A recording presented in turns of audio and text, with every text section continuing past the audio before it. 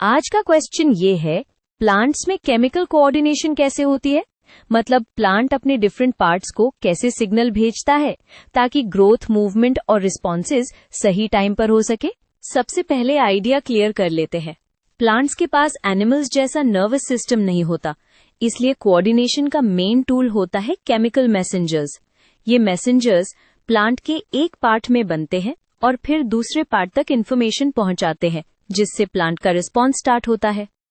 इन chemical messengers को हम plant hormones या फाइटोहार्मोन्स बोलते हैं। ये बहुत स्मॉल क्वांटिटी में काम करते हैं, लेकिन इफेक्ट स्ट्रांग होता है। इनका रोल सिर्फ ग्रोथ बढ़ाना नहीं, बल्कि ग्रोथ को रेगुलेट करना होता है, यानी कब, कहां और कितनी ग्रोथ होगी। अब क्वेश्चन आता है, सिग्नल ट्रैवल कैसे करता है? प्लांट हार्मोन्स कभी तो लोकल एरिया में डिफ्यूजन से मूव कर जाते हैं और कभी लॉन्ग डिस्टेंस ट्रैवल करते हैं। लॉन्ग डिस्टेंस के लिए प्लांट्स अपने ट्रांसपोर्ट टिश्यूज यूज करता है, जैसे जाइलम और फ्लोएम, ताकि केमिकल मैसेज रूट्स से शूट्स या लीव्स से फ्रूट्स तक जा सके।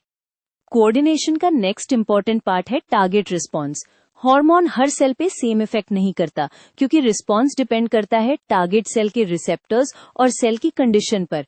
इसीलिए सेम हार्मोन अलग जगह पर अलग रिस्पॉन्स दे सकता है। ये पॉइंट स्टूडेंट्स मिस कर देते हैं। हार्मोन एक सिग्नल है, फाइनल एक्शन सेल डिसाइड करता है। चलो अब एग्जाम्पल से केमिकल कोऑर्डिनेशन को सॉलिड बनाते हैं।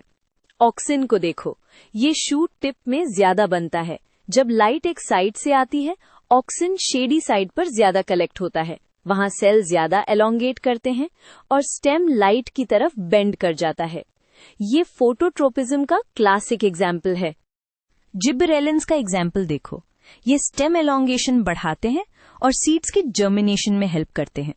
जब सीड जर्मिनेट होता है, जिबरेलिन्स एंजाइम्स एक्टिवेट करवा सकते हैं, जिससे स्टोर्ड फूड यूज हो और सीडलिंग ग्रो कर सके। यहाँ कोऑर्डिनेशन का मतलब है राइट टाइम पे right growth signal. Abscisic acid या ABA को ऑफन स्ट्रेस हार्मोन बोलते हैं। जब वाटर शॉर्टेज होती है, ABS टोमाटा को क्लोज करने का सिग्नल देता है ताकि वाटर लॉस कम हो। नोटिस करो, प्लांट एनवायरनमेंट सेंस करता है, हार्मोन रिलीज होता है और लीफ लेवल पर एक्शन हो जाता है। यही केमिकल कोऑर्डिनेशन इन एक्शन है। इथिलीन एक और इजी एग्जाम्पल है। ये फ्रूट राइपनिंग में मेजर रोल प्ले करता है। जैसे ही फ्रूट मैच्योर होता है, इथिलीन इंक्रीज होता है और राइपनिंग प्रोसेसेस स्टार्ट हो जाती हैं। इसी के साथ लीफ फॉल और फ्लावर विल्टिंग जैसे प्रोसेसेस में भी इथिलीन इन्वॉल्व होता है। यानी प्लांट के लाइफ साइकिल इवेंट्स भी केमिकल से कोऑर्डिनेट होते हैं। टू रैप अप, प्लांट्स में केमिकल कोऑर्डिनेशन का कोर आइडिया ये है कि हार्मोन सिग्नल की तरह एक्ट करते हैं।